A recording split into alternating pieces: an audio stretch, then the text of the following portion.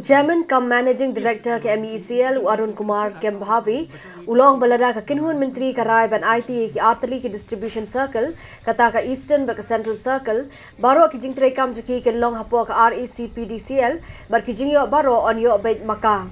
ke MECL kan yo tang ka pisa ka balaya penbet bar balabu kan no kan yo lain nang ta baro on yo bait dak RECPDCL Nagabenta ginong tripart kila banjit bansa bar ke MECL ni bar ka REPDCL Arun Kumar Kembhavi uloong bakani kan syong ka kinhun menteri ka banlong ka khandai trek matau banai CMD ulapan pawe kani hadin ke je kendu bar ki seng jeng ki engineer jeng MECL ha guest house jeng MECL halom jeng shai ha ka pratrek ujliu arja apoi the effect on the MECL. There'll be option given to the MECL employees within those two circles, eastern and central, whether to be part of MECL or they can go to the RECPDCL also. So as far as other effects or repercussions are concerned, we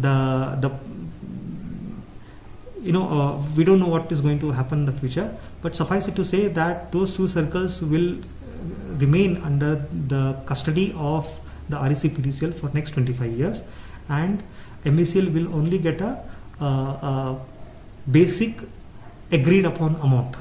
a fixed cost, but over and above whatever is earned by RECPDCL will be the profit of the RECPDCL. Nagaliang kasang ki engineer kalapan pau bakin karai ka kinhun menteri kumbalapan pau do menteri rang ba dang shen ngi kwa bet ba on hold yakini lightly but kum kinong tray habang yong man perkhat lang ngila ban da ka bangi tray lang ngila ban ra syakmat man penkiu yakini ka organization ka jongi nagabanta ka jongi nagabanta ka jing montoy ka jong pajba ban nagabanta ka jing montoy jong ka state iborok hoy namar MECL kada one of the biggest industries hapo ka state ka jongi ka ba ai jam habor ha kiliang bala ka ni ka prosper bor ha ka state hi ka prosper hi na ka jongi buan pulin na sabar kita kenagal nadog bare do behe ngine yo jing montoy